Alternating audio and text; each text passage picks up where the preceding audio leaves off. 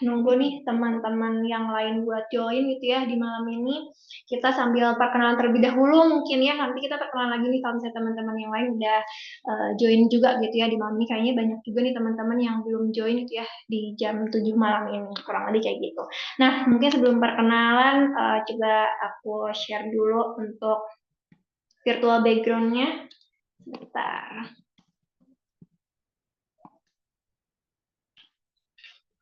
Oke, oke kalau gitu. Nah, salam kenal semuanya. Thanks banget nih udah join gitu ya di sesi Sigma Tech Webinar Day yang ke-34 berarti sekarang nih. Jadi kita dari Sigma Tech udah nge-provide beberapa webinar gitu ya sampai sekarang di volume yang ke-34 dari angka 1 sampai 34 berarti perjalanannya udah lama juga nih, kurang lebih udah sekitar mau 3 tahun gitu ya untuk acara webinar ini.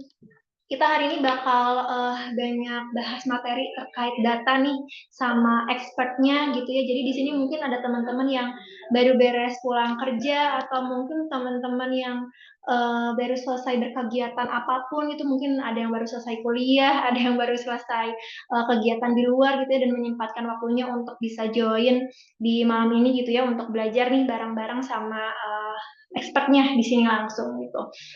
Jadi nanti kita bakal ada beberapa sesi nih teman-teman. Jadi buat teman-teman yang udah uh, daftar, jadi kita ini daftarnya cukup pembludak banget di malam ini. Jadi sayang banget kalau misalnya ada teman-teman yang udah dapat kebagian tempat tapi nggak bisa hadir di malam ini. Karena kita cuma slotnya terbatas nih, mungkin cuma di 100 orang gitu untuk teman-teman yang bisa join di webinarnya Sigma Tech kayak gitu.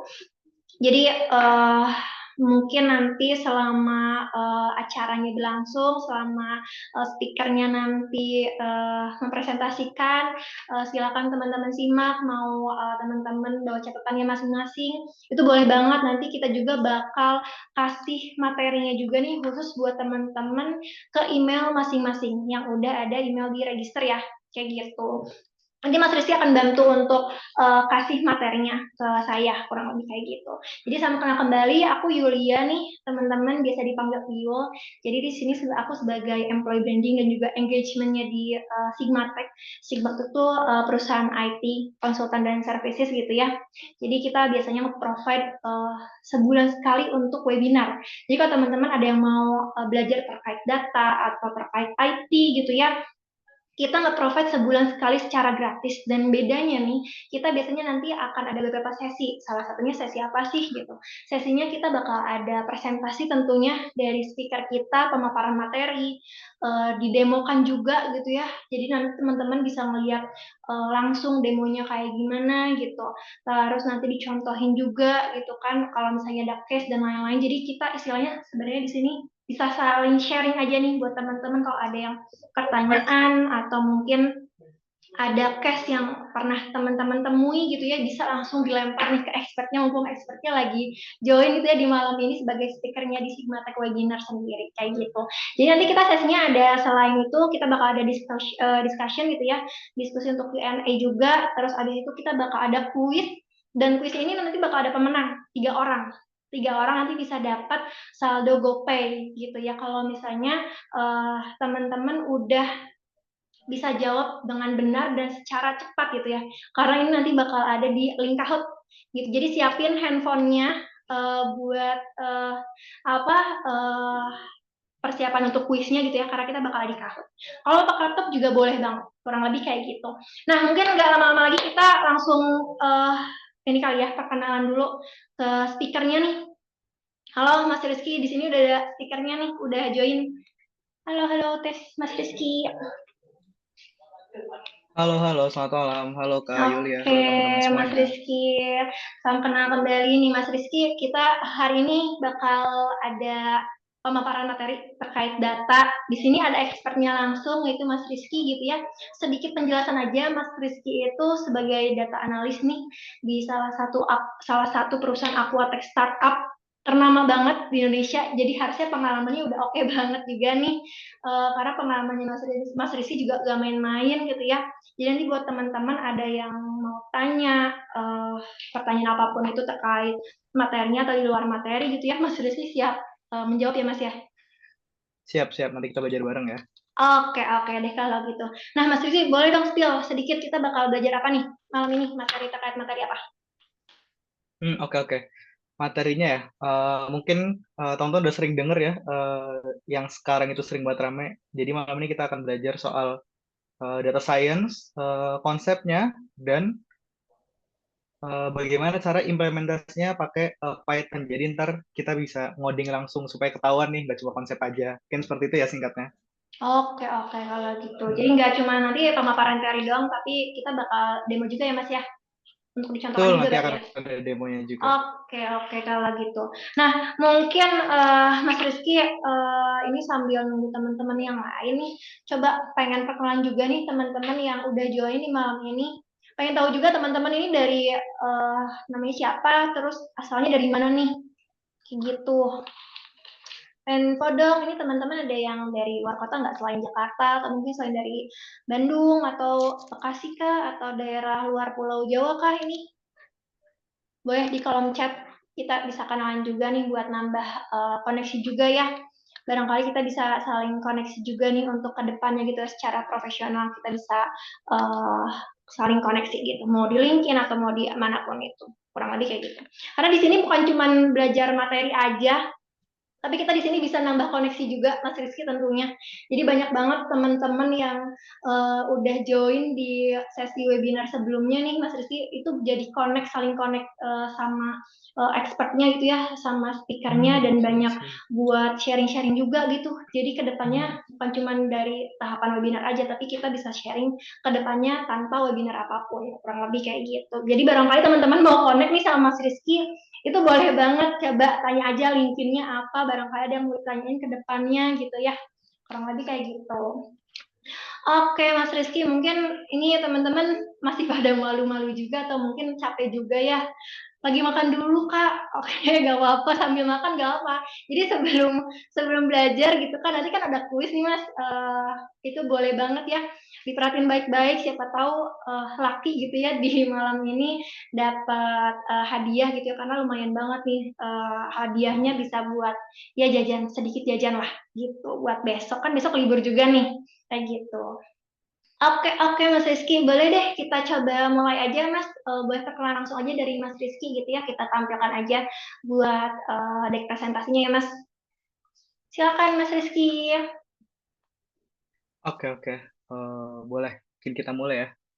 Thank you Kak Yulia sudah membuka dan memperkenalkan. Aku izin share screen.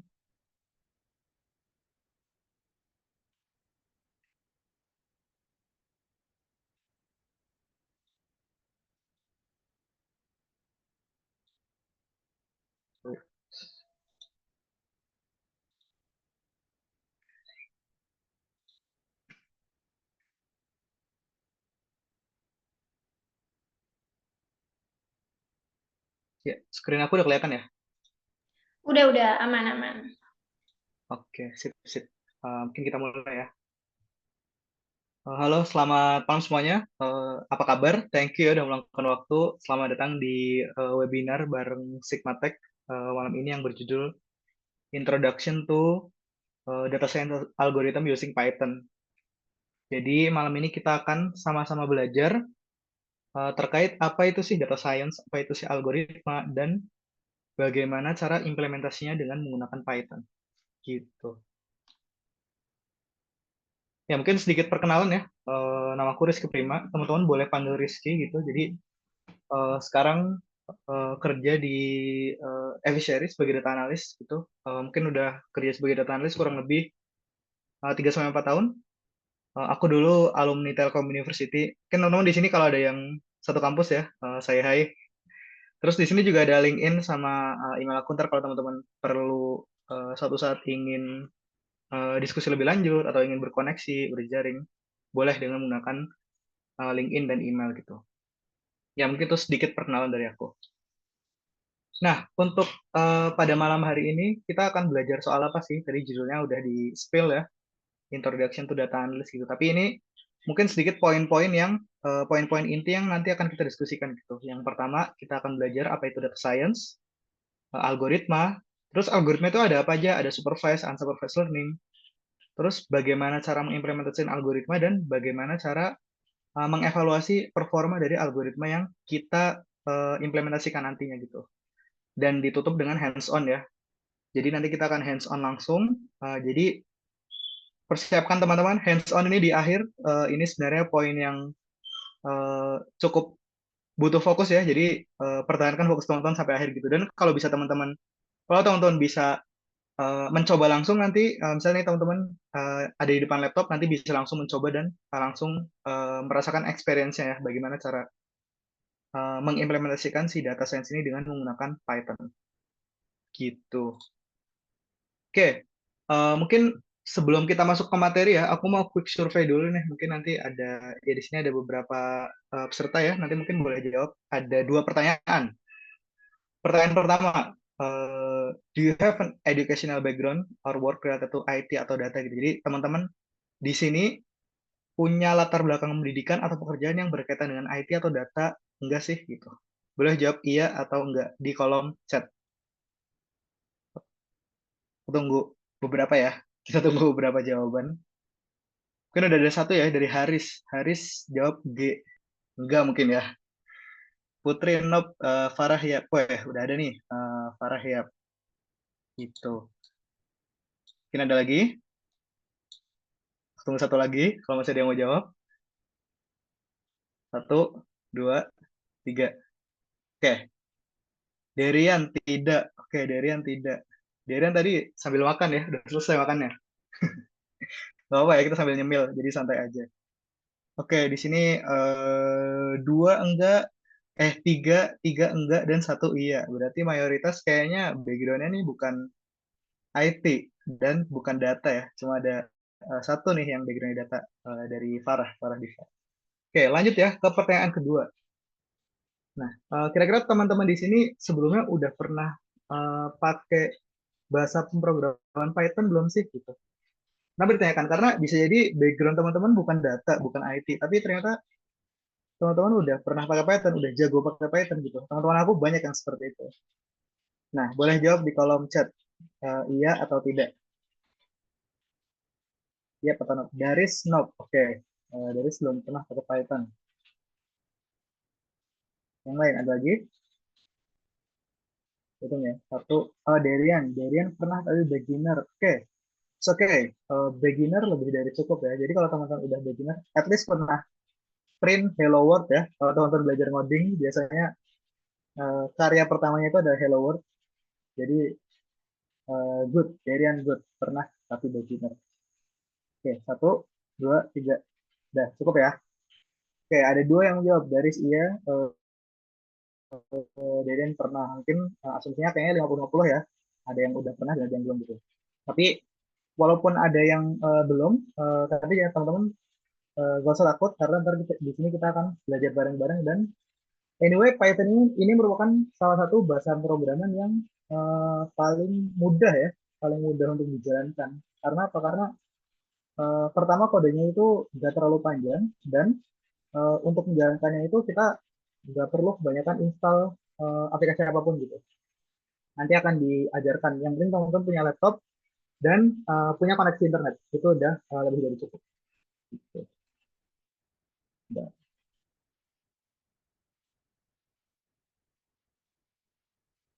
Oke, thank you partisipasinya teman-teman. Tadi yang udah jawab di chat ya. Oke, mungkin kita lanjut dulu ya langsung ke materi pada malam hari ini yang berkaitan dengan data science gitu. Nah, sebelum kita mengimplementasikan, kita harus tahu dulu apa sih data gitu, apa sih data science gitu. Kenapa data ini sekarang sering sekali didiskusikan ya, teman-teman mungkin sering melihat penelitian, karya tulis ataupun program-program kerja yang dia mention penerapan data science atau implementasi machine learning atau AI dan semacamnya gitu, yang dasarnya itu adalah pemanfaatan dari data. Nah, kita harus tahu data itu apa sih gitu. Nah, di sini aku ambil 2 definisi ya. Yang pertama dari Merriam-Webster dan Oxford Learner Dictionary. Jadi dia bilang data itu adalah aktual informasi yang bisa digunakan untuk reasoning, menjelaskan sesuatu hal kenapa dia bisa terjadi, untuk diskusi dan untuk kalkulasi, untuk perhitungan. Itu dari Merriam-Webster. Terus dari Oxford Learner Dictionary, dia itu bilang kalau data itu adalah fakta atau informasi yang bisa digunakan untuk make decision, untuk mengambil keputusan gitu. Nah sekarang itu adalah fungsi dari data ya. Jadi setiap kita mengambil keputusan itu akan lebih baik kalau kita berdasarkan data, berdasarkan pengalaman kita itu seperti apa gitu. Jadi ketika ambil keputusan kita nggak ngasal gitu, ada dasarnya, ada reasoningnya. Gitu. Nah terus bisa dilihat ya di kanan itu ada gambaran barel minyak gitu, karena sering juga dibilang kalau data is the new oil gitu. Jadi data itu adalah minyak yang baru. Gitu. Kenapa dari disebut sebagai minyak yang baru? Apakah sebegitu mahalnya kah? Apakah akan terjadi perang dunia misalnya karena minyak? Kita nggak tahu ya. Tapi poin yang disampaikan adalah data memiliki posisi yang sangat strategis di dunia saat ini gitu. Baik di dunia secara general ya, utamanya di pekerjaan kalau yang sekarang kita diskusikan. Gitu. Nah, data itu sebenarnya kan banyak ya. Dari dulu kita itu sebenarnya udah memproduksi data. Misalnya kita, kalau teman-teman dulu sempat bikin catatan harian ya, hari ini saya ngapain sih, terus kemarinnya saya ngapain di buku, itu sebenarnya data gitu. Terus uh, kalau teman-teman pernah disuruh sama orang orang tua belanja ke pasar gitu, tolong beliin minyak, beras, terus ada susu dan lain sebagainya, dicatat di dalam suatu kertas, itu sebenarnya kan data juga gitu. Jadi sebenarnya secara tidak langsung kita itu sudah sering berhubungan dengan data gitu. Cuma itu adalah data-data yang konvensional gitu. Nah, seiring dengan perkembangan zaman, data itu akan semakin bertambah banyak gitu. Karena ada perkembangan sosial media, usernya kita semakin banyak, pengembangan internet, penyebaran internet itu semakin merata ya, semakin lebar, itu mereka memproduksi data gitu. Kayak misalnya sekarang teman-teman pakai sosial media ya, pakai Instagram, itu memproduksi data. Kita scroll TikTok itu memproduksi data. Kita Zoom meeting seperti ini, lalu kita WhatsApp chat itu memproduksi data. Itu baru data-data yang dalam tanda kutip tidak otomatis ya, karena kita kan harus klik dulu, kita kirim pesan, lalu data tersebut akan muncul, data tersebut akan diproduksi. Nah, belum lagi adanya alat-alat IoT, Internet of Things. Kalau teman-teman tahu, kayak misalnya eh, bagaimana kita tahu ada sensor kualitas udara, ya kualitas udara. Itu kan dia kan pakai alat. Nah, alatnya itu kan akan memproduksi data setiap beberapa saat gitu. Misalnya kita bisa set sih, setiap beberapa detik dia akan alatnya akan nyala dan akan mengambil data. Nah, itu kan tanpa kita kendalikan, mereka akan terus memproduksi data walaupun uh, walaupun kita tidak kendalikan ya, tidak butuh bantuan kita, itu mereka kan produksi data. Nah, itu merupakan salah satu juga yang yang berkontribusi ke banyaknya data yang ada saat ini. Nah, ini ada dua quotes yang aku suka ya. Jadi ada dua. Yang pertama dia bilang kalau kita tuh sekarang drowning in data. Jadi kita punya banyak sekali data, tapi starting for knowledge. Tapi kita minim sekali pengetahuan gitu. Jadi ada data yang ada, banyak sekali data yang ada, tapi kita tidak mampu mengolah data tersebut menjadi pengetahuan gitu.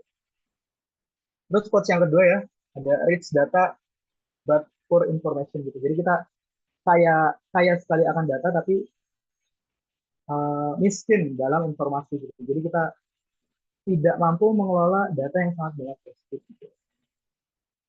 Nah itu adalah tantangan saat ini ya. Jadi bagaimana cara kita bisa mengelola data itu menjadi informasi. Salah satunya apa? Salah satunya adalah kita bisa menerapkan algoritma gitu. Nah sekarang banyak sekali algoritma yang ada ya. Cuma singkatnya di sini kita cari tahu dulu definisi algoritma itu apa sih? Ada dua dari Coursera dan IBM. Yang pertama dari Coursera. Dari Coursera dia bilang kalau algoritma itu adalah resep yang bisa membuat komputer itu belajar dan membuat prediksi berdasarkan data. Lalu dari IBM dia bilang kalau data science algoritma itu adalah uh, set of rules, jadi peraturan atau proses yang bisa digunakan oleh AI system untuk conduct task yang bertujuan untuk mencari data insight. Insight itu pengetahuan ya, insight dan pattern atau pola-pola yang digunakannya itu untuk apa? Digunakannya itu untuk memprediksi output berdasarkan input variabel gitu. Contohnya apa? Contohnya ketika kita ingin memprediksi suatu suatu gaji seseorang gitu misalnya. Kita ingin memprediksi gaji seseorang. Kita perlu input variabel. Input variabelnya apa? Misalnya tingkat pendidikan, pengalaman kerja, gaji di perusahaan sebelumnya misalnya kalau dia sudah bekerja, kampusnya di mana, dan lain sebagainya. Itu adalah salah satu contoh. Nah, jadi singkatnya data science algoritma ini adalah proses yang bisa kita gunakan untuk memprediksi sesuatu. Nah, algoritma ini tuh sebenarnya beragam ya, dan algoritma ini tuh sebenarnya nggak tidak selalu berkaitan dengan teknologi gitu. Kayak kita juga sebenarnya bisa belajar, misalnya kita diberikan buku, kita belajar sesuatu, dari buku yang kita pelajari tersebut, maka kita bisa membuat prediksi atas eh, sesuatu yang akan terjadi nanti sesuai dengan konteks yang ada di buku tersebut gitu. Contoh lainnya, misalnya bukan buku, misalnya adalah tontonan ya. Misalnya kita suka suka menonton bola gitu. Terus kita ikuti suatu klub tertentu. Misalnya kita ikut mengikuti klub Manchester United gitu. Kita ikuti secara terus-menerus. Kita tahu sejarahnya, kita tahu pelatihnya siapa, pemainnya siapa. Nah, kita pelajari itu secara terus-menerus. Lalu suatu saat Manchester United dia berlawanan melawan klub tertentu, misalnya melawan Arsenal gitu. Nah, kita dari situ kita bisa prediksi sebenarnya dalam dalam ini kan sesuai dengan yang kita tahu kan. Prediksi kira-kira skornya berapa sih? Terus kira-kira uh, yang menang siapa gitu. Nah, itu kalau secara konvensional kita bisa langsung tanya secara singkat, kita bisa langsung prediksi hasilnya seperti apa. Cuma kalau kita mau prediksi lebih detail, uh, input variabelnya seperti yang dibilang IBM ini ya. Jadi ada input variabelnya itu harus lebih detail lagi kita telaah gitu. Kayak misalnya di MU yang main itu siapa aja, strikernya siapa, terus formasinya bagaimana, bermainnya di kandang siapa, di lapangan yang seperti apa, apakah hujan atau tidak. Itu adalah salah satu contoh input variabel ya, yang nantinya akan bisa digunakan untuk memprediksi output value. Nah, itu merupakan contoh ya, kita juga bisa eh, dalam tanda kutip algoritma konvensional ya, yang kita punya gitu.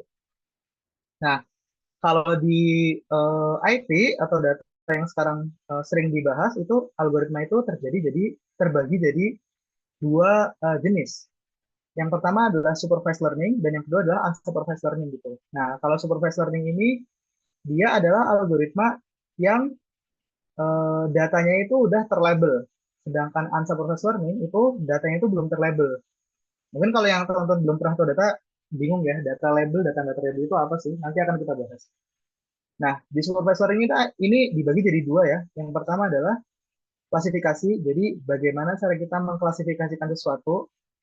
Misalnya memprediksi apakah dia hasilnya A, B, atau C. Apakah dia hasilnya benar atau salah. Apakah hasilnya salah atau menang. Itu adalah klasifikasi. Kalau regresi itu adalah kalau kita memprediksi sesuatu yang sifatnya itu adalah numerik dan kontinu. Contohnya adalah tingkat gaji. Tingkat gaji kan dia bisa range-nya sangat lebar ya, bukan cuma benar dan salah gitu. Bukan cuma naik dan tidak naik gitu. Terus misalnya selain tingkat gaji, misalnya uh, harga saham gitu, misalnya atau prediksi jumlah kunjungan wisatawan. Nah, itu adalah contoh dari regresi. Selanjutnya di unsupervised learning itu ada beberapa contoh yaitu clustering, association, dan dimensionality reduction. Sebenarnya ada banyak contoh yang lain ya.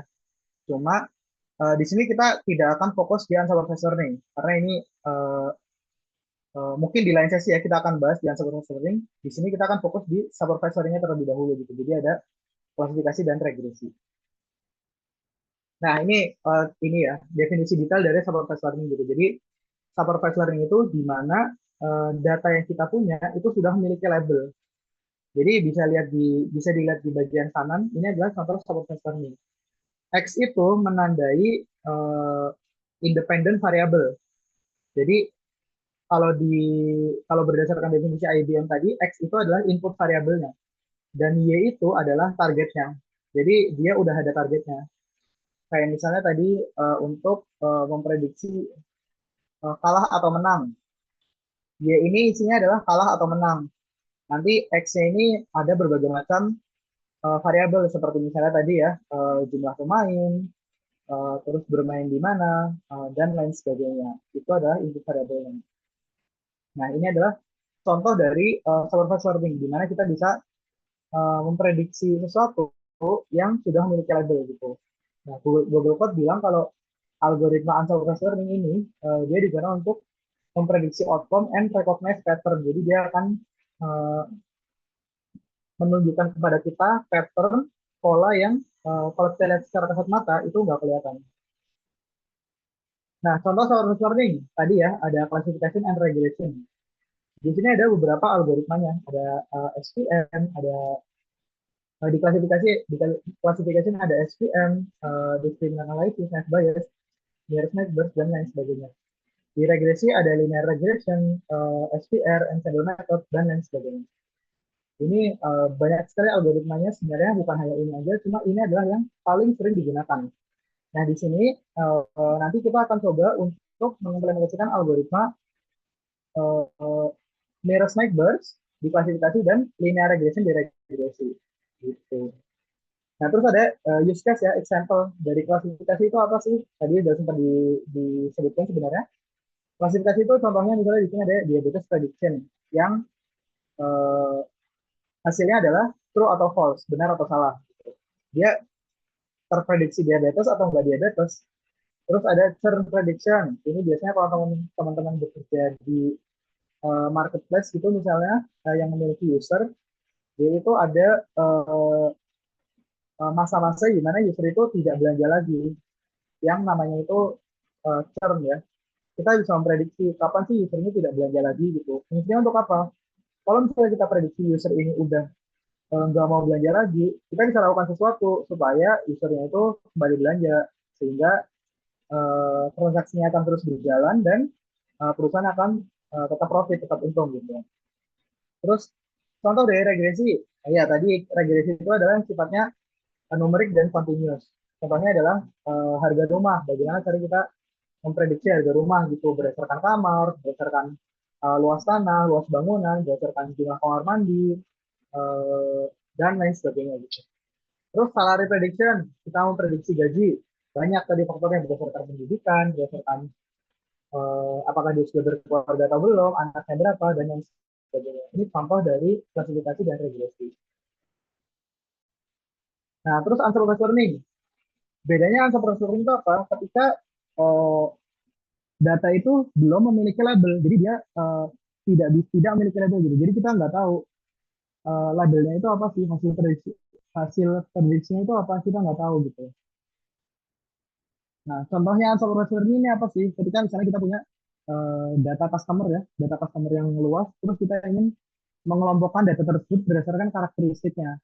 Nah, itu kan kalau kita kelompokkan secara manual, itu kan sulit ya, karena misalnya ada seribuan data, terus kita kelompokkan secara manual berdasarkan variabel-variabel yang banyak itu. Mungkin kalau variabelnya cuma cuma total transaksi gitu mungkin gampang ya, kayak misalnya dikelompokkan menjadi tiga. Oh, yang kelompok satu itu yang transaksinya 100.000 sampai 200.000, kelompok dua yang 200.000 sampai 300.000, kelompok tiga yang lebih dari 300.000. Nah, kalau cuma satu variabel itu mudah mengelompokkannya. Tapi kalau banyak variabel, misalnya ada total transaksi, ada eh, di jam berapa dia bertransaksi, terus misalnya ada barang apa aja yang dia beli, itu akan sangat sulit untuk kita mengelompokkannya sehingga dibutuhkan unsupervised learning ini gitu. Contoh algoritma unsupervised learning itu apa? Itu adalah di algoritma clustering. Contohnya ada K-means, hierarchical, Gaussian mixture, dan lain sebagainya gitu. Example use case-nya yang sering digunakan di industri, menurut aku ya, dan teman-teman aku mungkin yang bekerja di bidang data, ada tiga. Yang pertama customer segmentation yang tadi aku mention ya, bagaimana cara kita mengelompokkan customer. Terus yang kedua itu adalah fraud detection. Kita bisa melihat bagaimana pola-pola fraud atau mungkin kecurangan yang terjadi di suatu use case, suatu suatu aktivitas, suatu kejadian gitu. Terus ada anomaly detection. Jadi kita bisa tahu data-data anomali. Kayak misalnya kita bekerja di provider internet gitu. Terus kita lihat data pengguna user. Di saat user-user yang lain itu menggunakan sehari itu 1 giga, terus ada satu user yang pakai itu 10 giga. Nah, itu kan ada anomali. Nah, itu perlu kita curious, kita perlu cari tahu kenapa sih ada user yang tiba-tiba pakai eh, kuota itu tinggi banget gitu. Ini ada yang aneh gitu. Nah, itu contoh dari unsupervised learning use case. Nah, untuk mengimplementasikan algoritma-algoritma tadi, itu sebenarnya ada banyak langkah yang harus dilakukan ya.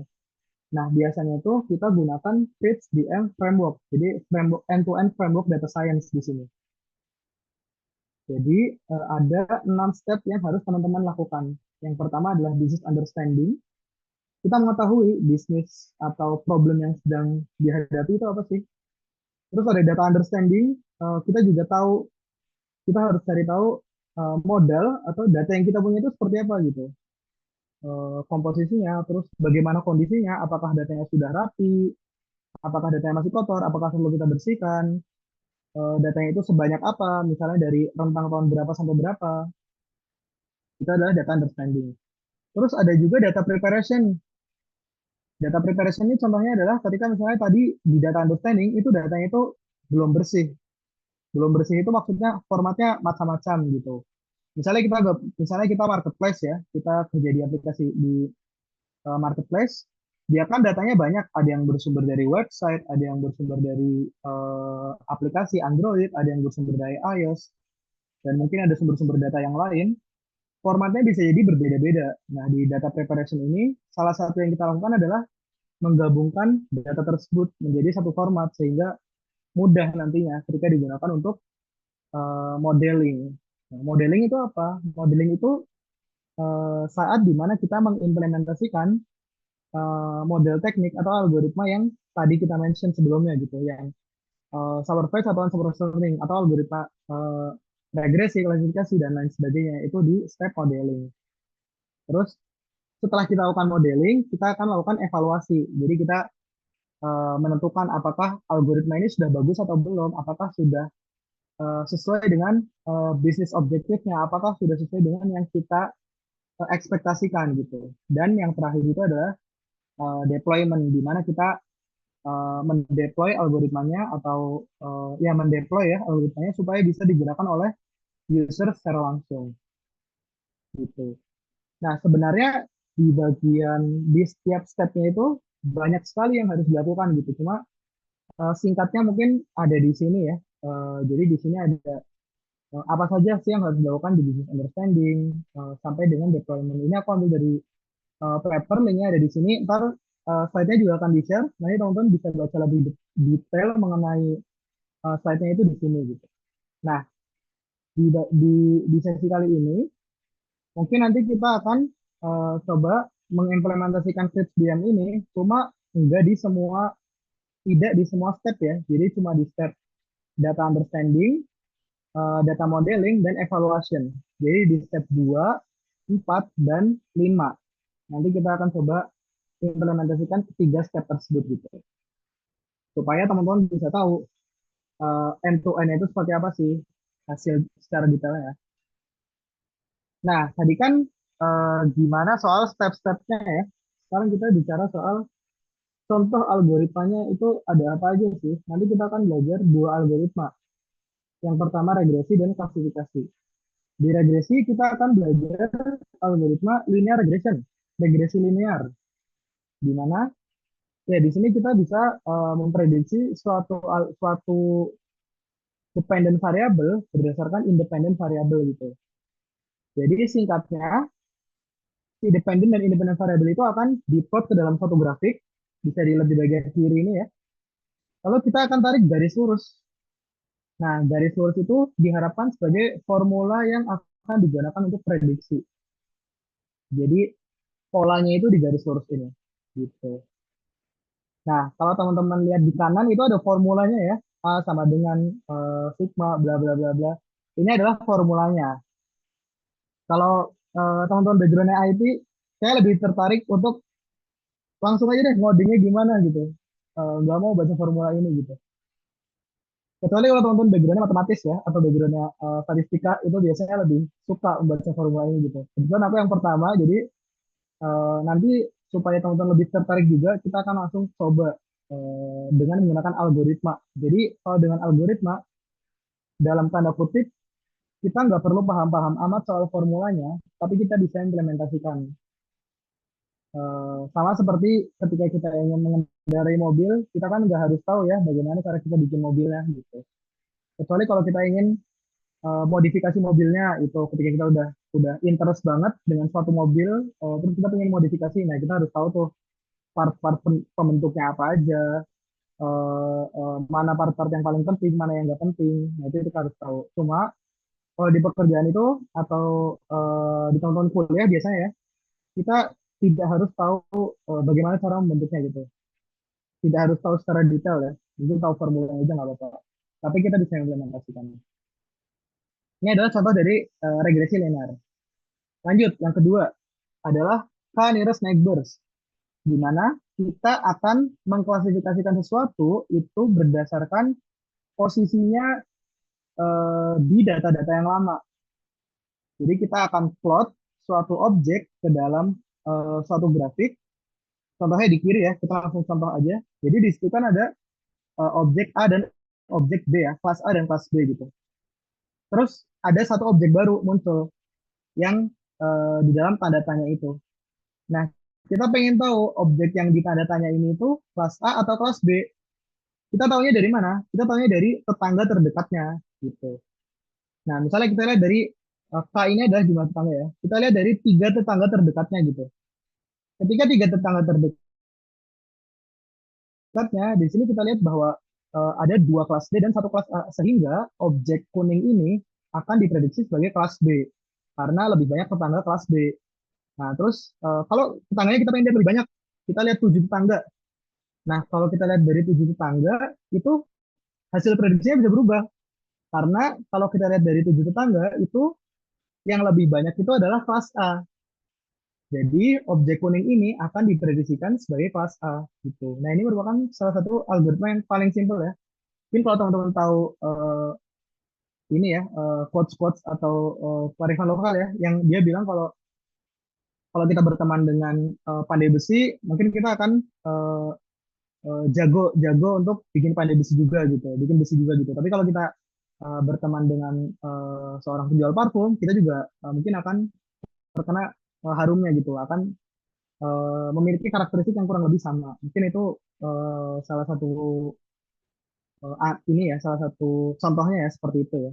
Nah, ini adalah contoh algoritma Candice-Nigbers yang mudah untuk kita jelaskan. Nah, tadi kan algoritmanya. Terus gimana cara kita mengevaluasi performanya? Caranya tergantung algoritma yang kita implementasikan itu tipenya apa. Contohnya di sini kalau misalnya algoritma tipenya itu adalah regresi, maka kita bisa menggunakan beberapa matrix. Yang pertama adalah mean absolute error, di mana kita bisa lihat rata-rata absolute errornya itu berapa sih, gitu. Terus ada MAPE, mean absolute percentage error. Jadi rata-rata percentage antara data asli dengan data yang dihasil prediksi itu berapa persen. Terus ada R square dan lain sebagainya gitu. Cuma di sini nanti kita akan gunakan, kita akan coba praktek dengan menggunakan mean absolute percentage error ya. Nah, itu contoh dari algoritma regresi untuk evaluasinya.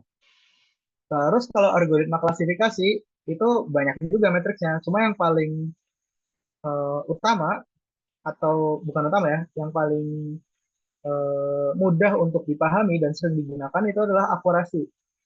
Di mana ya akurasi kita dari data yang ada, misalnya kita mau prediksi 100 data, terus yang akurasinya yang benar itu cuma 20, berarti akurasinya 20%. Sesimpel itu untuk akurasi.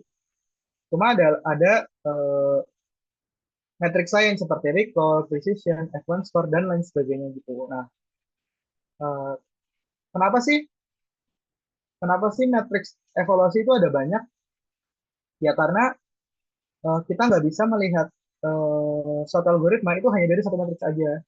Misalnya jangan-jangan ada satu algoritma yang eh, akurasinya itu tinggi, tapi ternyata menurut matriks yang lain itu nilainya rendah gitu.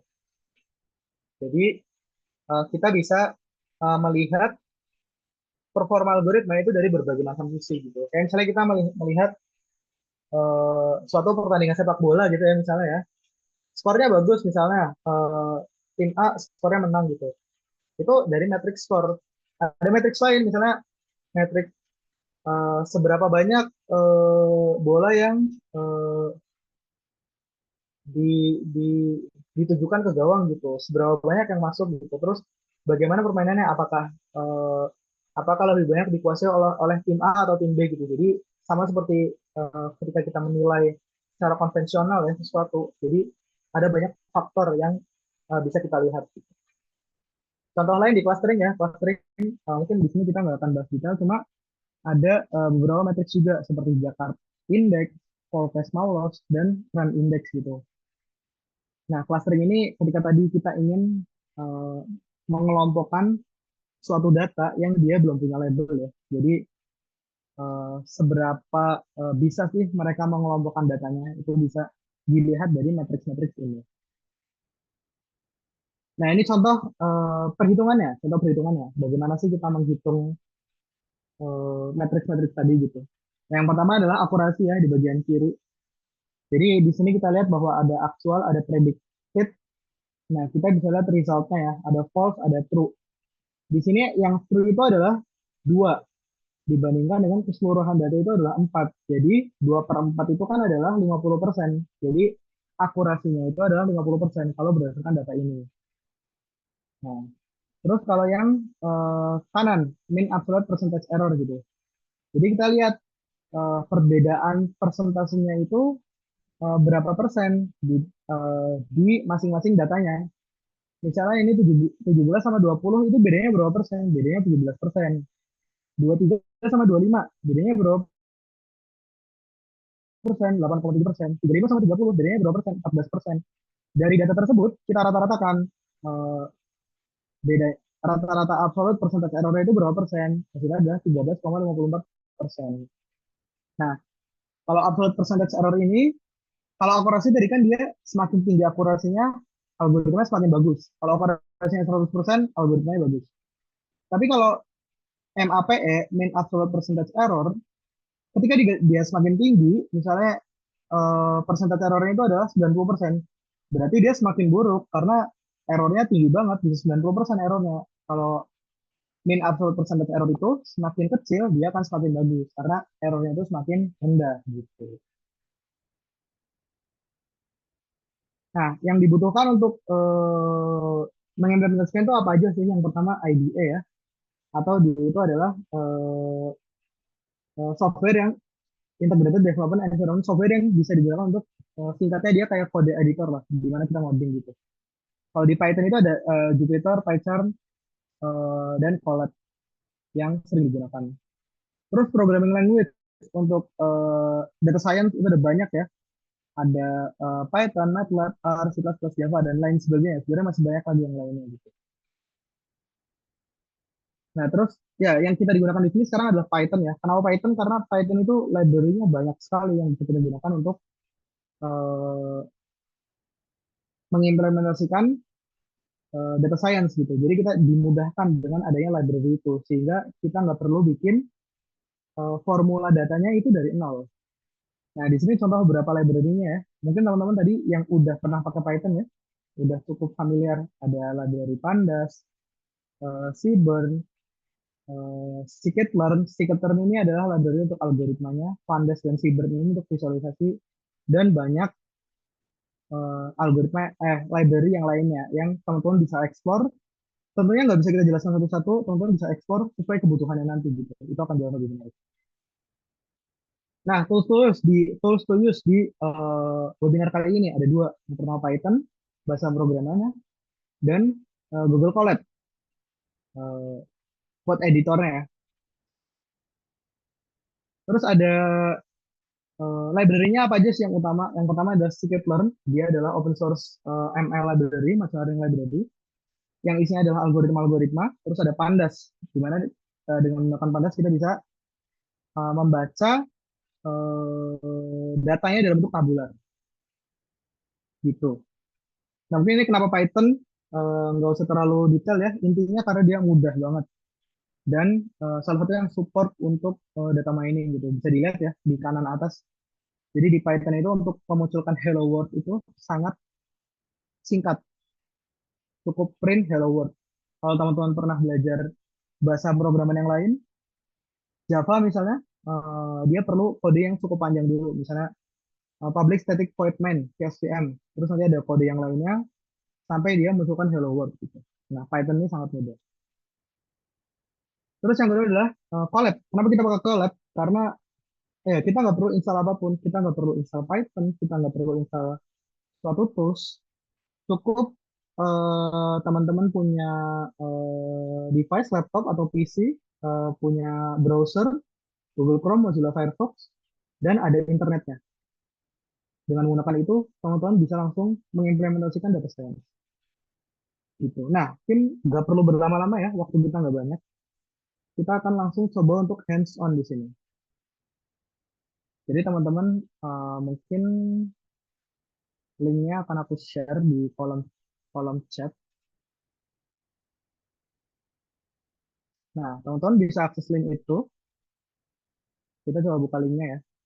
Jadi di sini ada boilerplate atau kode yang ya udah ada template kodenya ya. Jadi teman-teman nggak harus bikin kodenya dari nol.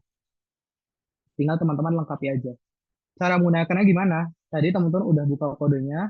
Terus yang pertama klik file, save copy in drive ya. Jangan lupa bikin kopinya dulu supaya dokumen aslinya itu tidak berubah gitu. Jadi bisa digunakan oleh yang oleh teman-teman yang lain nantinya.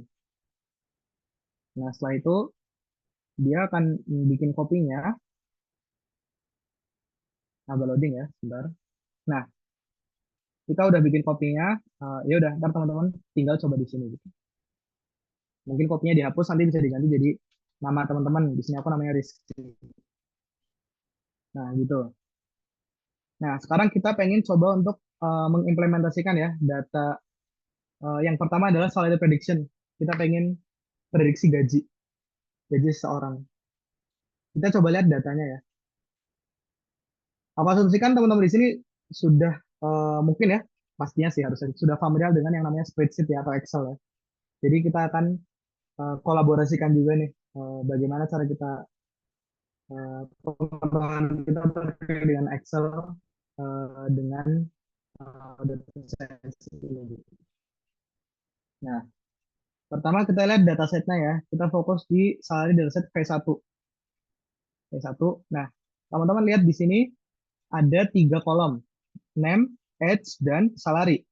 Ya, di sini kita lihat ya, age dan salary. Kita bisa tahu salary itu berdasarkan age, Kalau di sini kita lihat sih mungkin mudah ya, karena kita bisa lihat polanya di sini. Kalau misalnya gajinya, kalau misalnya umurnya 20, gajinya berapa? 20 juta. Kalau umurnya adalah 22, gajinya berapa? 22 juta. Ini kebetulan aku udah ada formulanya. Karena udah ada formulanya, jadi nggak terlalu susah untuk kita menelaah gitu. Nah, bagaimana kalau kondisinya seperti ini? Jadi kalau misalnya umurnya 20, working experience-nya adalah 2 tahun, gajinya 10 juta. Kalau umurnya 22, working experience-nya adalah 1 tahun, gajinya 10 juta 400 ribu. Nah, ini formulanya kan kita mulai mulai mulai menerka-nerka nih. Gimana sih formulanya gitu? Nah, di sini sebenarnya ada formulanya ya. Di D ini ada formulanya. Cuma aku nggak mau klik dulu, aku nggak mau spill. Anggap aja kita nggak tahu formulanya gitu. Nah, kita pengen tahu formulanya dari linear regression nanti. Sekarang kita coba praktekkan ya. Langsung ke yang ini aja, salary prediction V2 gitu. Oke. Jadi langsung ke yang salary prediction V2. Teman-teman pertama copy paste linknya ke sini. Jadi di sini adalah bagaimana cara kita membaca datanya. Untuk Google Colab ya, ketika teman-teman udah selesai bikin kode, itu teman-teman bisa tekan shift dan enter untuk menjalankan kodenya. Nah, di sini kita coba baca dulu kodenya di step data understanding ya. Tadi kita kan awalnya itu harus sebenarnya ada business understanding, cuma kita skip langsung ke data understanding. Nah, itu ada yang salah. Oh, ini salah. Import pandas as PD. Jadi kita coba jalankan dulu. Nanti dia akan langsung bisa baca. Nah, ini tuh baca dari sini ya. Name, age, and working experience. Nah, bukan yang ini. Kita buka data dulu. Salah yang tadi.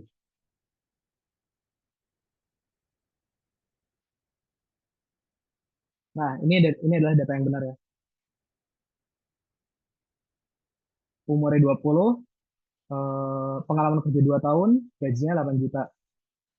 Umurnya 22, pengalaman kerja 1 tahun, gajinya 7.600.000. Nah, ada di sini. Formulanya ada di sini. Kita nggak mau spill dulu formulanya.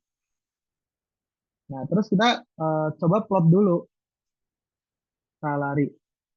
Kita plot antara dependent dan independent variable. Nah, di sini adalah hubungan antara umur dan SA-nya adalah salary ya. Ini belum dilengkapi. Ada umur dan salary. Kita bisa lihat ya bahwa ini tuh kecenderungannya adalah ketika umurnya meningkat, kayaknya sih salarinya meningkat juga ya. Cuma korelasinya nggak terlalu signifikan. Ini kalau korelasi antara umur dan salary ya, S dan salary gitu. Nah, sekarang kita coba cek hubungan antara working experience dan salary. Oh, ada juga korelasinya, cuma nggak gitu signifikan juga nih, karena berpisah-pisah juga. Tapi itu nggak apa-apa, yang penting kita tahu bahwa ada hubungan, cuma nggak signifikan. Nah, biasanya itu kita lakukan seleksi fitur, fitur selection. Jadi kita pengen tahu korelasinya itu, angka pastinya itu berapa sih? Semakin tinggi korelasinya, maka dia akan semakin berhubungan. Nah, di sini kita bisa lihat bahwa korelasi antara salary dan working experience itu adalah 52%. Sedangkan korelasi antara salary dan age itu adalah 77%, 0,77. Nah, dua itu sangat karena di atas 50 ya, berarti eh, korelasinya cukup positif ya, cukup cukup memiliki keterhubungan gitu, walaupun bukan sebab akibat. Itu hal yang lain ya antara korelasi dan sebab akibat. Cuma di sini kita lihat bahwa oh salary dan age dan working experience itu ada keterhubungan. Nah, biasanya itu kita bisa pilih karena ini variabel itu cuma dua, jadi kita bisa gunakan duanya aja gitu. Tapi kalau misalnya variabelnya banyak, nanti kita bisa pilih mana aja variabel yang akan kita gunakan gitu. Nah, terus di sini kita coba training ya dengan menggunakan linear regression. Nah, di sini wait, harus jalankan dulu. Di sini kita bisa training menggunakan linear regression, di mana X itu adalah variabel yang digunakan untuk memprediksi, yaitu adalah age dan working experience. Sedangkan Y itu adalah salary atau yang akan kita prediksi. Nah, terus di baris ini kita membagi antara test size, data yang digunakan untuk training dan data yang digunakan untuk testing. Dan di baris ini adalah kode di mana kita melatih data tersebut ke dalam algoritma linear regression. Terus di sini kita lakukan prediksi dengan menggunakan rec.predict untuk prediksi variabel apa? Prediksi variabel X test gitu. Nah, di sini kita juga langsung bisa lihat nanti di sini. Di sini adalah formulanya ya. Jadi ada intercept dan koefisien. Nah, abaikan interceptnya. Karena interceptnya di sini 0. Nah, kita fokus di koefnya. Nah, koef di sini dia bilang kalau ada coba kita cek. Di sini ada bentar, loading. Ada 300.000 ya, 300.000 dan di sini ada 1 juta. Nah, maksudnya apa? Maksudnya adalah untuk menentukan gaji itu adalah 300.000 dikalikan dengan age. Di sini kan yang pertama adalah age ya, plus 100 1 juta dikalikan dengan working experience. Nah, formula yang di-reveal dari linear regression itu seperti itu. Sekarang kita cek bener atau enggak formulanya. Ke sheet yang tadi, kita cek di kolom D. Nah, di sini formulanya kan B2 H dikali 300.000 plus C2 working experience dikali 1 juta. Nah, kita jadi tahu, oh ada formula berkaitan dengan salary nih, gitu. Karena ini kebetulan formulanya udah aku tulis di sini ya, jadi mungkin nggak terlalu spesial gitu karena kita udah tahu formulanya di spreadsheet gitu. Nah, tapi kan kalau misalnya kita nggak tahu formulanya nih, anggap ini kita nggak ada formulanya. Itu ini tentu ini akan menjadi menarik gitu karena kita bisa tahu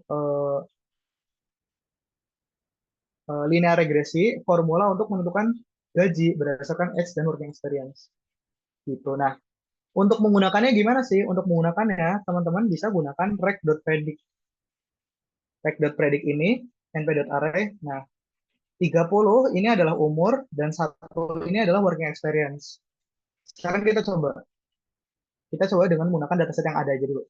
Ketika umurnya 28 dan working experience-nya adalah 2 tahun, hasilnya berapa? Umurnya adalah 28, working experience-nya 2 tahun. Hasilnya adalah 10.400.000. Betul, 10.400.000. Nah, sekarang kita coba dengan menggunakan data yang nggak ada ya. Nggak ada di sini gitu. Misalnya adalah age-nya adalah 33, working experience-nya 2 tahun misalnya. Misalnya age-nya itu adalah 33, working experience-nya 2 tahun. Gajinya berapa? Gajinya adalah 11.900.000. Nah, itu contoh dari algoritma. Contoh dari prediksi algoritma, di mana kita bisa memprediksi data baru dengan menggunakan data yang ada, data lama yang ada, gitu. Nah, ini contoh dari linear regression ya. Di sini sebenarnya ada juga uh, contoh dari sales prediction. Ada sales prediction. Sales prediction ini sama juga ya, dia linear regression juga. Sorry. Ada satu yang kelupaan. Di mana kita mengevaluasi hasilnya dulu. Di linear regression ini kita bisa evaluasi hasilnya dengan menggunakan mean absolute percentage error ya. Di sini kita bisa memprediksi y-test-nya. Y-test itu berdasarkan kita bagi tadi ya data tesnya. Dan ada y-pred atau y-prediction, di mana kita memprediksi hasilnya berdasarkan data testingnya, X-test. Nah, terus kita bandingkan. Nah, di sini kebetulan karena datanya itu bagus, polanya itu rapi, jadi mean absolute percentage error-nya itu 0. Karena formula linear regression ini yang dengan menggunakan data ini itu nggak mungkin salah. Karena formulanya itu udah fix. Kalau misalnya nanti ada data lain gitu, yang formulanya nggak fix, itu bisa jadi ada mean absolute percentage error-nya. Cuma itu bisa jadi dalam tanda kutip angka error untuk toleransi ya. Jadi algoritma ini nggak selalu benar gitu. Cuma kebetulan data ini benar. Nah, ini contoh dari sales prediction ya. Contoh dari linear regression di salary prediction. Ini ada sales prediction, nanti mungkin nggak akan kita praktekkan, ya teman-teman bisa coba. Kita lanjut ke yang algoritma selanjutnya, yaitu diabetes prediction.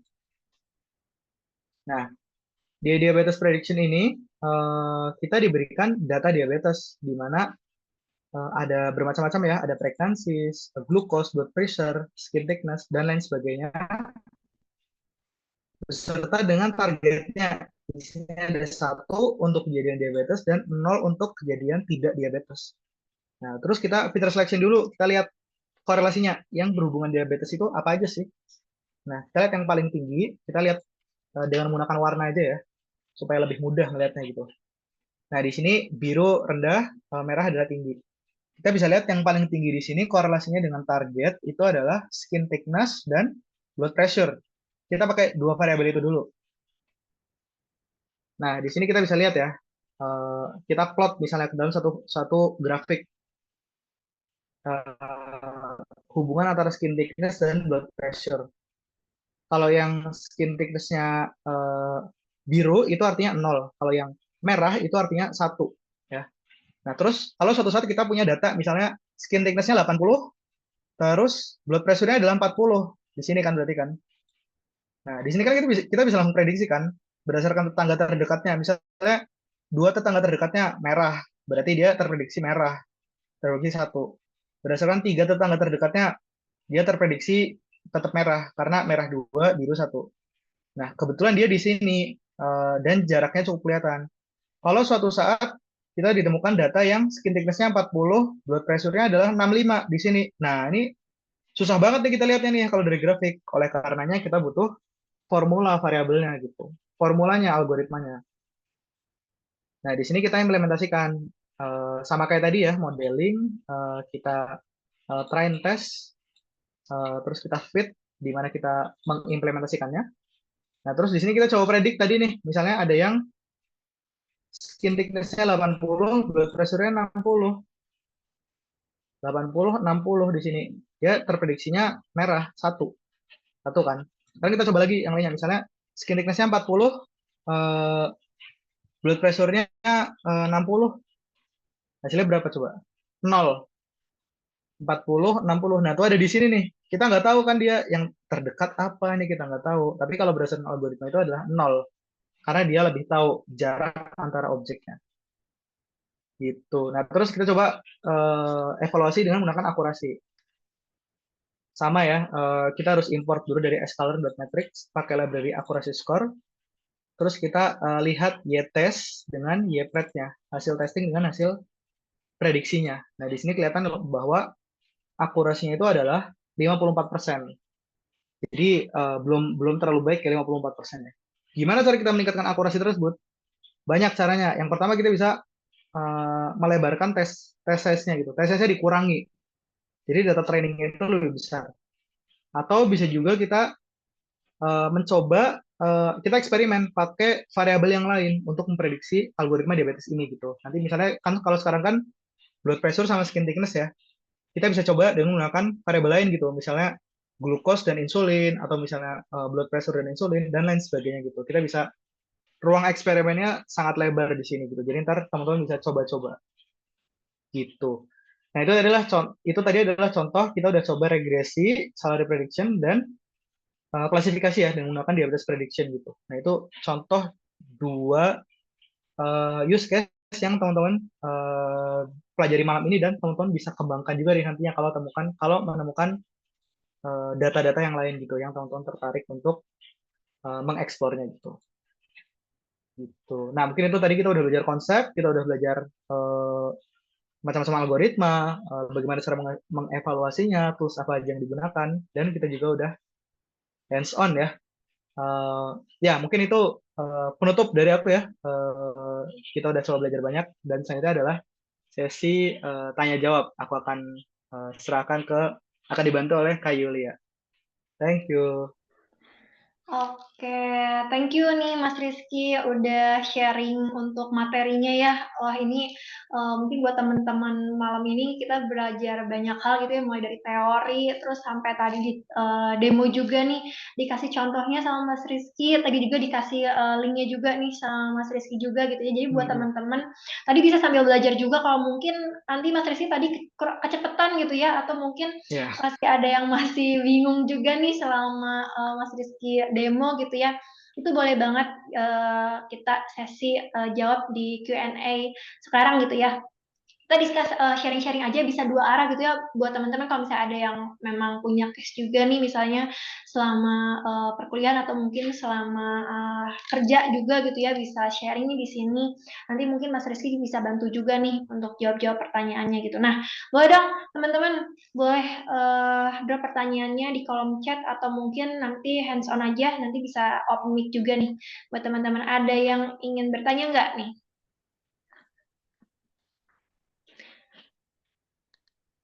Atau ini udah ngerti semua ya? Atau masih malu-malu gitu. Jadi sebelum kita kuis nih, ada kuis juga kan di akhir 5 soal gitu ya. Jadi kita bakal ada sesi kuis 5 soal itu via Kahoot. Jadi buat teman-teman itu boleh join Kahoot-nya gitu ya. Nanti kalau misal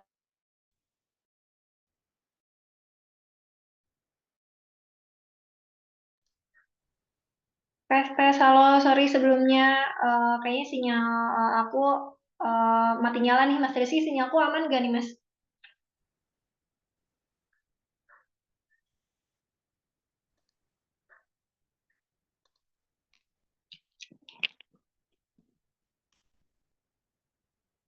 Mungkin kalau teman-teman ada yang mau soal data ini boleh di-share juga. Kak Yulia udah balik. Oke, sorry Mas Rizky dan teman-teman semua. Jadi tadi sinyalnya cukup terkendala gitu ya, karena ini lagi di kantor juga nih. Sorry banget. Jadi mungkin ada teman-teman nih yang mau tanya terkait materinya yang sudah Mas Rizky paparkan gitu ya. Atau mungkin tadi selama demo terlalu cepat atau ada yang mau ditanyain juga nih. Itu boleh banget nih. Karena ini spesial banget, jadi teman-teman bisa bisa sharing gitu ya sama expertnya di malam ini gitu. Jadi jangan lewatkan kesempatan malam ini untuk tanya-tanya Mas Rizky gitu ya, sama Mas Rizky pusing Boleh. mungkin sama pertanyaan-pertanyaannya, boleh banget gitu. Gimana teman-teman, ada yang mau tanya nggak? Atau udah paham semua nih terkait materinya? Ada nih Mas dari Patricia, mungkin kita kurasi untuk 3 pertanyaan ya Mas ya. Boleh. Oke, ini dari Patricia Gebi nih, mau tanya malam Kak, bagaimana cara agar dapat mengoptimalkan kinerja algoritma random forest dalam pemodelan prediktif Kak? Gitu. Gimana nih Mas Rizky? I see. Oke. Thank you pertanyaannya ya, Patricia, Kak Patricia. Kayaknya ini udah cukup expert ya, karena udah tanya lebih detail ya soal algoritma random forest gitu. Even tadi belum di mention algoritma random forest ya. Tadi kita baru mentionnya itu Canary Snake Burst. Mungkin tadi ada decision tree ya. Jadi mungkin kalau teman-teman yang belum tahu juga ada jadi random. Kalau teman-teman udah tahu ada algoritma decision tree di mana kita bisa lihat antara bentuknya adalah pohon, terus nanti jika benar ke yang lain, jika salah ke yang lain, atau jika A ke yang lain, jika B itu ke yang lain. Itu adalah contoh decision tree, dan perkembangannya ini adalah random forest ya. Terus bagaimana sih cara mengoptimalkan kinerja algoritma random forest dalam modelan prediktif? Sebenarnya cukup banyak ya, kalau ditanya satu atau dua hal yang digunakan untuk mengoptimalkannya. Dulu aku pernah pas kuliah uh, mengimplementasikan salah satu algoritma ini. Jadi ini ada algoritma klasifikasi. Yang aku lakukan itu pada saat itu adalah membersihkan datanya. Jadi bagaimana cara kita bisa menentukan uh, tree yang tepat ya, mengelompokkan labelnya gitu. Karena kalau random forest-nya kebetulan itu adalah datanya cuma benar dan salah, maka itu akan lebih mudah. Atau pengelompokannya adalah A dan B, itu akan lebih mudah gitu. Nah, challenge-nya adalah kalau datanya itu adalah bentuknya adalah continue.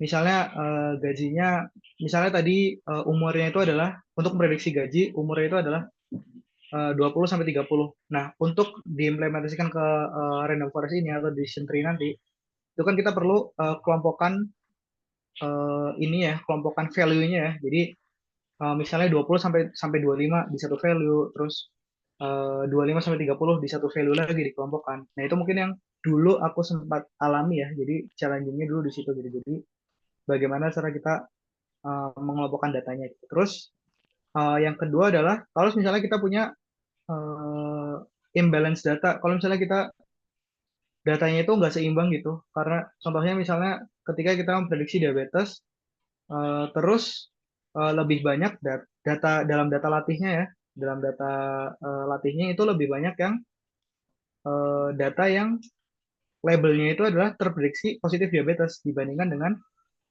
nol diabetesnya gitu, yang negatif diabetes atau tidak terprediksi diabetes. Ketika lebih banyak yang data eh, positif diabetesnya, maka algoritma itu nantinya akan eh, lebih sensitif atau lebih eh, lebih sensitif dalam mendeteksi kejadian yang positif diabetes.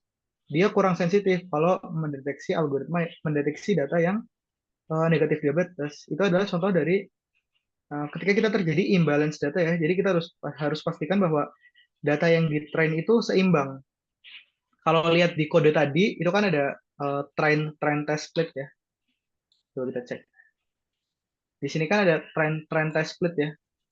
Nah, di sini kan kita nggak tahu dia itu membagi test size-nya itu 60% menjadi test size dan 40% itu menjadi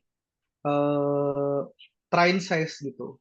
Nah, karena ini kita menggunakan library, jadi kita nggak tahu yang digunakan menjadi train size itu komposisinya gimana? Apakah lebih banyak yang positif atau lebih banyak yang negatif? Nah, ini salah satu yang teman-teman mungkin bisa tuning juga. Jadi teman-teman bisa eh, gunakan cara lain untuk membagi antara data train dan data test supaya data trainnya itu seimbang antara yang positif diabetes dan negatif diabetes. Itu yang salah satu tips selanjutnya ya. Mungkin tips lainnya adalah di bagian feature selection-nya sih yang paling utama ya. Feature selection itu kita bisa coba juga kira-kira variabel apa aja sih yang berpengaruh dan berpengaruh terhadap targetnya ya. Itu menurut aku yang salah satu yang paling penting ya berdasarkan pengalaman aku dia itu di feature selection-nya gitu. Gitu sih. Mungkin itu beberapa tips ya. Mungkin ada cara-cara yang lain juga. Aku coba ini ya. Aku coba share gimana caranya sih mencari eh, teknik untuk me- mengoptimalkan algoritma random forest gitu. Tonton bisa di Google random forest optimization gitu. Terus cari keywordnya paper gitu misalnya ya. Nah, ntar teman-teman di sini juga akan banyak paper-paper yang mereka itu udah riset mengenai dengan random forest gitu. Mereka udah riset dan mereka menemukan kelemahan-kelemahannya dan apa saja yang dilakukan sih gitu. Nah ini contohnya ntar teman-teman buka di situ random forest optimization atau kata kunci yang lain adalah random forest hyperparameter tuning. Parameter tuning. Nah ini dua keyword yang, nah ini hyperparameter and tuning strategies for random forest ya. Jadi kita bisa tuning atau apa ya? Kalau radio kan kita bisa tuning ya. Jadi kita bisa sesuaikan gitu formula yang ada itu kita bisa sesuaikan sehingga hasil itu bisa menjadi lebih baik gitu. Nah, kalau di level yang udah seperti ini itu eh, eh, teman-teman harus tahu bagaimana formula dari algoritma tersebut gitu. Karena teman-teman nggak cuma ingin mengimplementasikan, tapi teman-teman ingin mengoptimalkan. Kalau teman-teman levelnya adalah ingin mengoptimalkan, teman-teman harus tahu formulanya ini. Teman-teman harus tahu formulanya ini. Dari formula ini, sehingga teman-teman nanti tahu mana aja yang menurut teman-teman itu bisa dimodifikasi. Nah, kalau teman-teman lanjut studi S2 atau S3 ya, biasanya ada di level itu. Teman-teman mengoprek formulanya ini, terus misalnya teman-teman menggabungkan dengan pendekatan yang lain, terus teman-teman mendapatkan satu penemuan baru, novelty, teman-teman bikin papernya, nah itu bisa digunakan sebagai tesis S2 ya, atau S3. Mungkin itu sih jawaban dari aku sekilas ya. Menjawab atau enggak, Patricia? Boleh confirm di chat.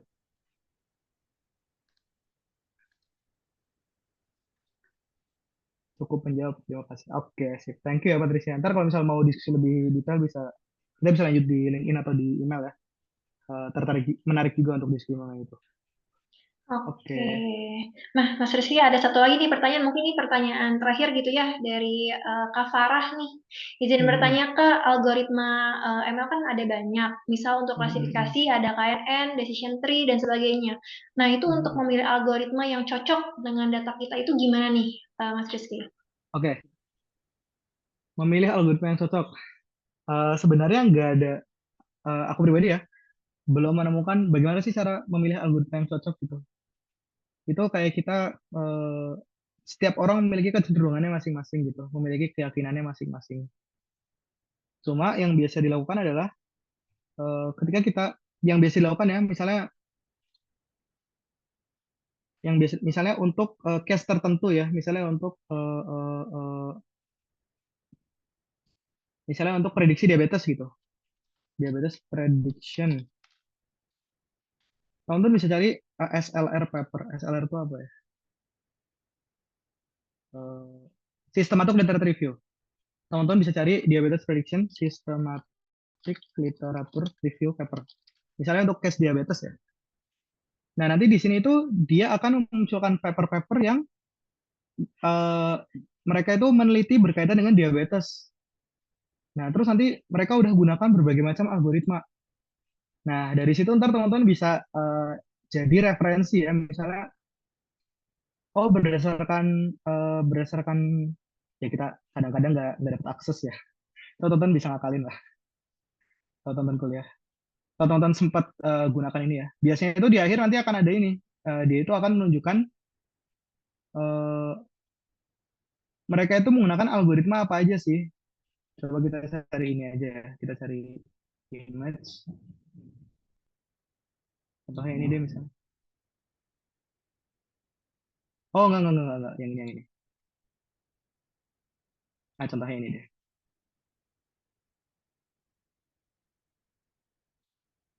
Jadi intinya itu, mungkin aku nggak dapet contohnya ya. Cuma intinya itu, dia itu adalah paper systematic literature review ini biasanya adalah mereka orang-orang yang eh, mengumpulkan berbagai macam paper eh, di dalam satu satu case tertentu, misalnya adalah case diabetes.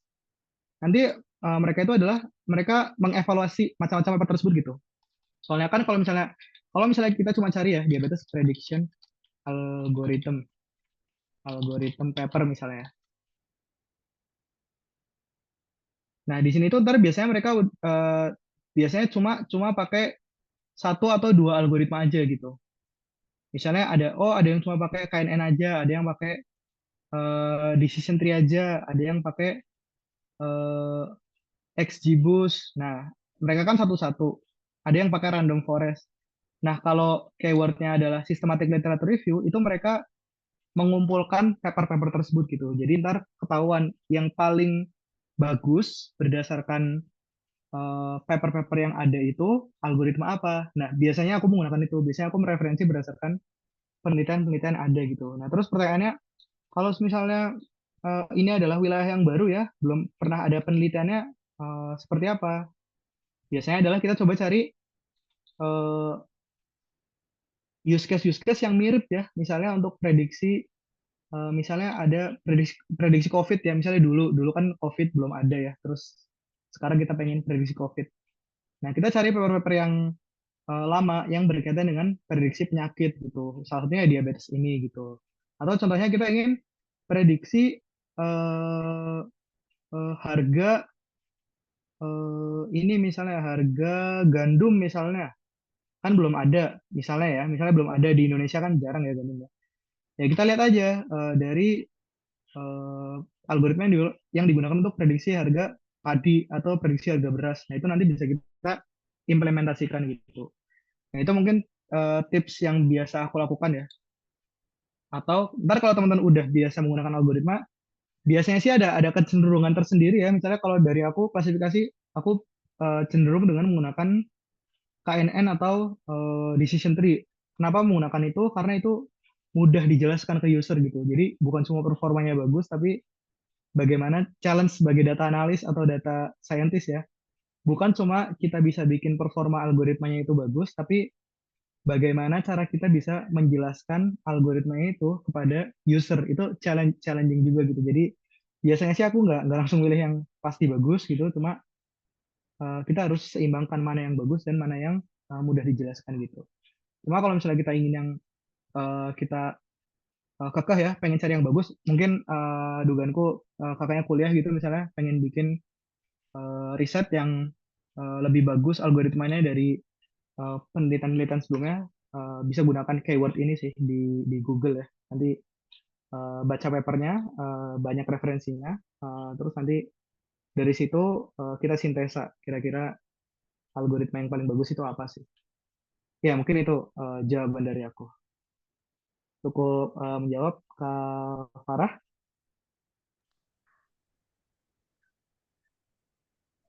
Taruh di baik, oke, sip. Oke. Thank you nih buat teman-teman. Nah, Mas Derian, kayaknya ini pertanyaannya mungkin nanti kita jawab di email ya, Mas Rizky, karena waktunya udah Boleh, boleh. mau hampir habis nih. Jadi Mas Derian, sorry banget nih karena waktunya udah mau habis. Jadi ini pertanyaan kita hold dan kita akan jawab ya di email sekalian. Kita bakal bagi juga sertifikatnya. Jadi buat teman-teman nih yang mau tahu jawabannya dari Mas Derian gitu ya, kita bakal kirim di email untuk jawabannya ya. Jadi kita tampung dulu ini pertanyaannya akan dijawab via teks kurang lebih kayak gitu. Nah, oke, mungkin ini kita lanjut ke sesi selanjutnya nih untuk kuis. Jadi kita bakal ada kuis. Kuis ini akan ada 3 pemenang untuk dapat saldo GoPay yang akan dikirimkan di hari esok. Jadi teman-teman minta tolong waktunya untuk isi kuis ini nih. Barangkali teman-teman ada yang mau ikutan kuisnya gitu ya. Boleh Mas Rizky, aku share screen ya sebentar. Boleh, boleh.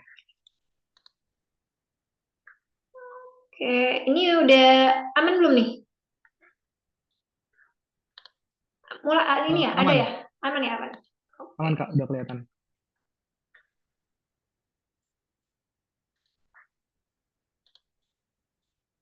Nah, oke teman-teman boleh dong join nih ke ini ya, ke barcode ini ya, bisa langsung aja.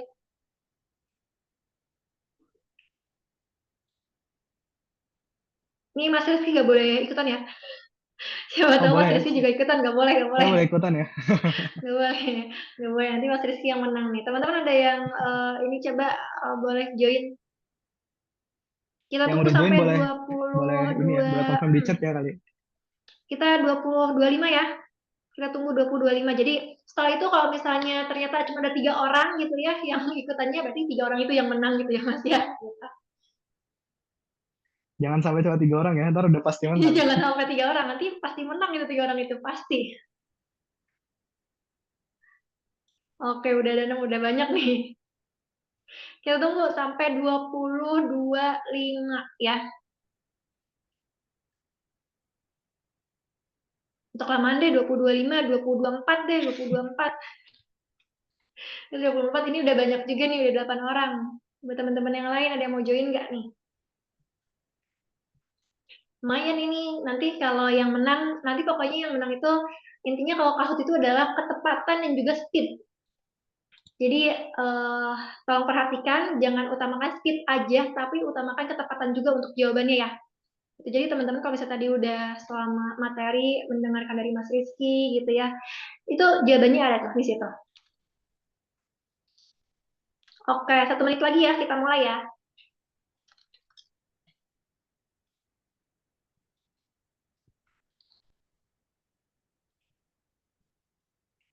Ini antusiasnya banyak banget nih kuis hari ini. Oh ya, yang masih makan snack mungkin pause dulu untuk ikut kuis. Ya, fokus dulu untuk menangin kuisnya.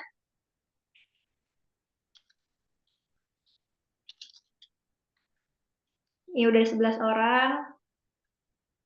20.24 ya, kita close.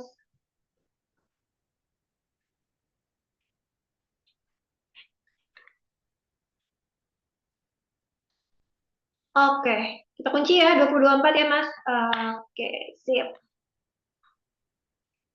Sebentar, kita lihat pengaturannya putar otomatis. Oke, kita mulai aja ya, kita mulai. Oke, teman-teman ready ya?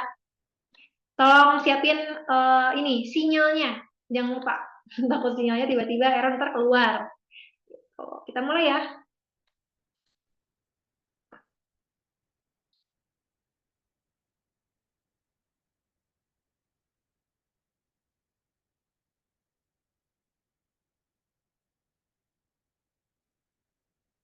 Here are example of supervised learning algorithm. Kecuali yang mana? Contoh dari supervised learning algoritmanya, kecuali.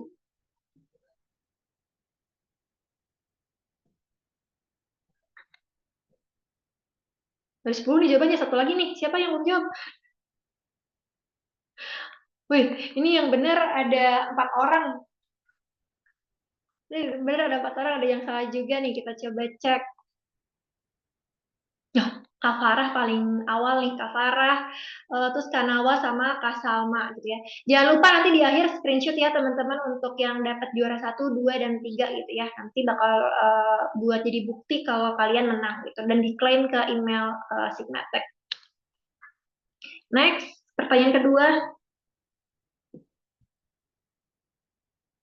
We can use accuracy as a metrics to evaluate classification algorithm. Itu benar atau salah?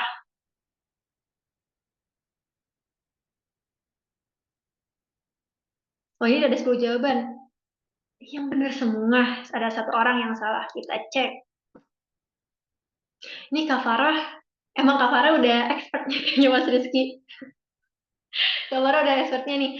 Jadi ada Kak Farah, Kak Salma jadi nyusul nih karena wah di keempat. Ayo Kak kejar, ini ada Kak Daris juga nih. Kita kejar ya. Pertanyaan 3 dari 5. Jangan lupa untuk speed dan kecepatannya. If you want to predict salary based on years of working, we can use apa nih? Unsupervised learning atau supervised learning?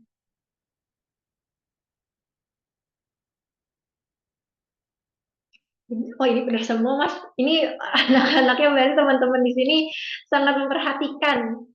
Nah, ini nyusul lagi nih, Kanawa. Ayo, semangat, semangat. Next. Keempat dari 5.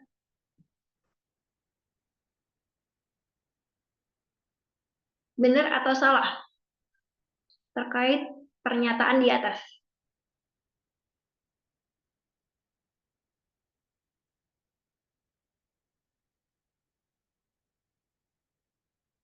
Itu salah ya jawabannya. Jadi ini 50-50 nih. Mungkin nanti nextnya bisa dicek ulang lagi materinya gitu ya. Barangkali nanti kita bakal share juga video untuk materi ini gitu ya. Oke, Kak Farah masih teratas. Ini Kak Farah baru ngisi juara pertama nih. Terakhir nih, mana contoh dari classification algorithm?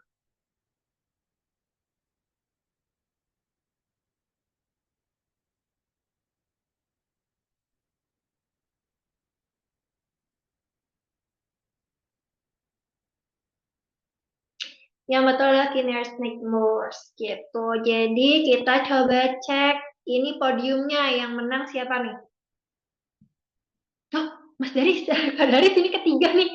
Nggak expect gitu Kak Daris tiba-tiba ketiga, tadi masih keempat, kelima, sekarang disusul.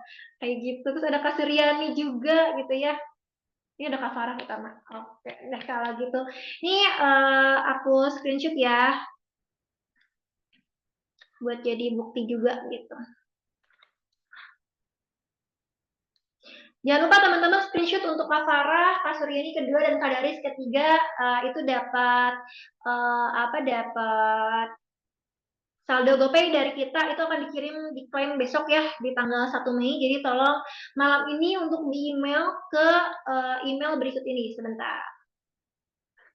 Ini udah di screenshot ya. Kalau udah di screenshot, aku stop sharingnya. Kayak gini. Kita stop share ya. Kak Farah, Kak Suryani, Kak Daris, jangan lupa untuk di screenshot dulu. Kita stop share.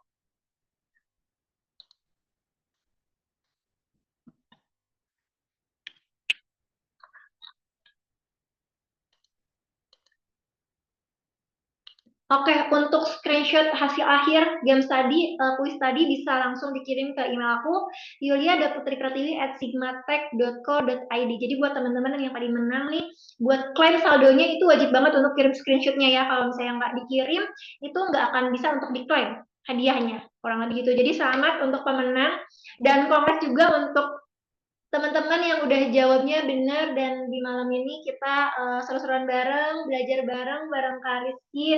Semoga Kak Rizky juga gak kapok jadi speaker di sini gitu ya. Jadi kita happy di sini untuk Kak siapa ini Kak? Tadi pertanyaan siapa ya? Ada Kak Derian yang nggak kejawab, itu pertanyaannya kita bakal jawab di email ya.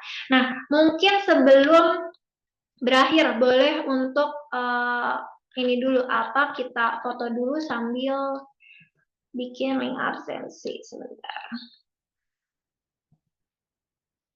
Ya teman-teman, kita akan ada sesi foto nih teman-teman, boleh dong untuk untuk bisa pakai virtual background kita nih gitu ya. Terus untuk link absensinya juga boleh nih diisi buat teman-teman. Nanti itu akan dapat e-sertifikat. E-sertifikatnya itu akan dikirimkan H+7 maksimal di H+10 karena kita dari SL-nya tim desain itu di H+10 setelah webinar ini berlangsung ya. Jadi nanti di email kita akan kirim e-sertifikat, kirim juga jawaban untuk Kak Derian yang belum kejawab nih, atau teman-teman yang mungkin ada pertanyaan juga, kita akan jawab di kolom email. Terus ada juga untuk materi yang akan di-share juga nih, beserta link-linknya juga yang tadi Mas Rizky udah infokan. Kurang lebih kayak gitu. Nah, buat teman-teman boleh kita foto dulu mungkin ya. Sebentar, kita foto dulu nih teman-teman. Boleh dong kita on cam, terus kita bakal mengabadikan foto ini bareng-bareng. Nah, buat teman-teman thank you yang udah join di malam ini. Jadi teman-teman jangan khawatir untuk buat teman-teman yang mungkin sinyalnya error atau mungkin tadi ada yang kelempar sana sini gitu ya. Ini Zoom-nya kita record dan akan ditampilkan juga materinya di websitenya sigmatech.co.id atau asiantechnology.com. Jadi buat teman-teman kalau misalnya ada yang mau rewatch gitu ya, boleh banget untuk masuk ke website kita akan upload video tersebut di H+7 atau H+10.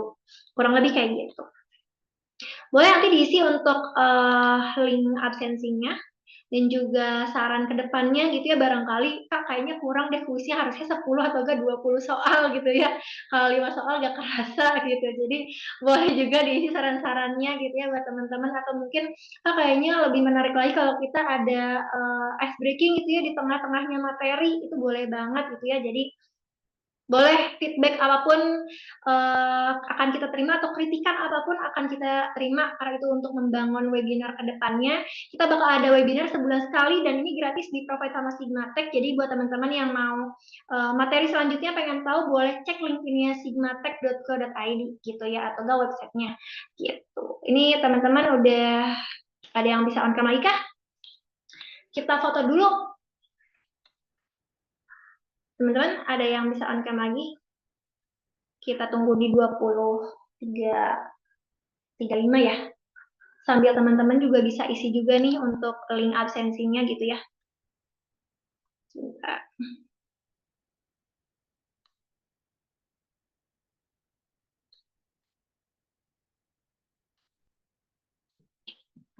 Karena ini udah lanjutan nih pertanyaan dari Mas Derian, jadi kita akan hold juga. Kita bakal info juga di email ya, jadi buat teman-teman nanti bisa terinfo juga nih dari pertanyaan-pertanyaan Mas Derian gitu.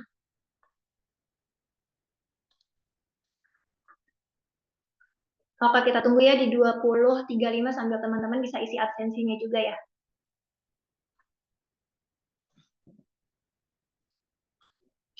Gimana nih teman-teman untuk webinar malam ini?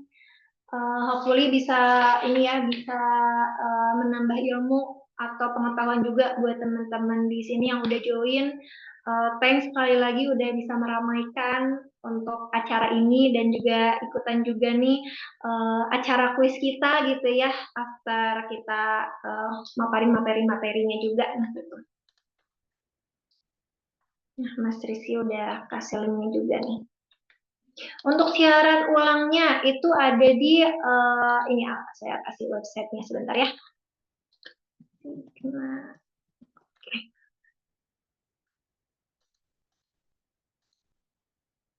Ada di email kok salah di email. Ada di link tersebut ya di sigma-striptech.co.id gitu.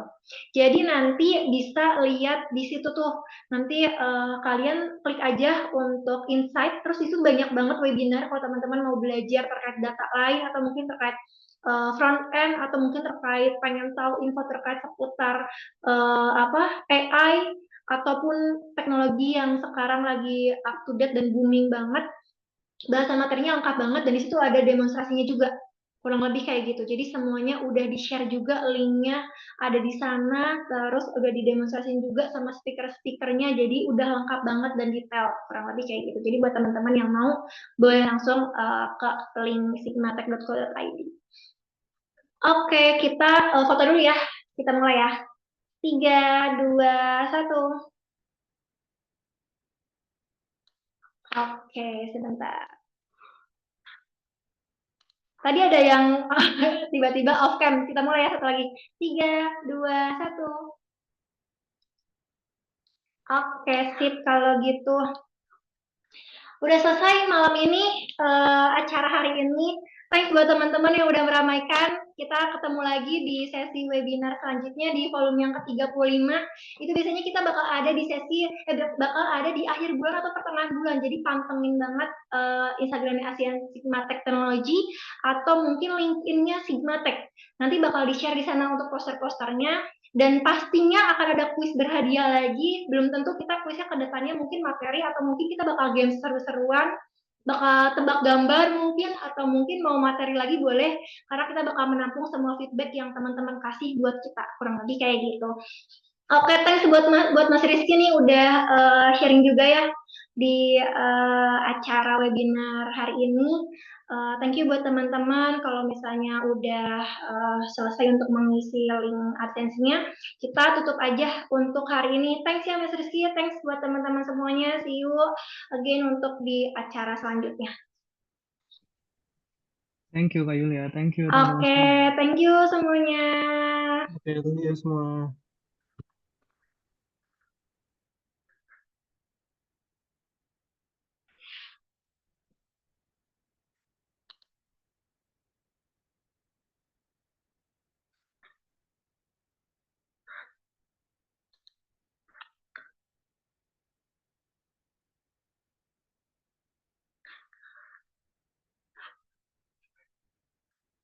Oke, semuanya saya end meetingnya ya. Thank you.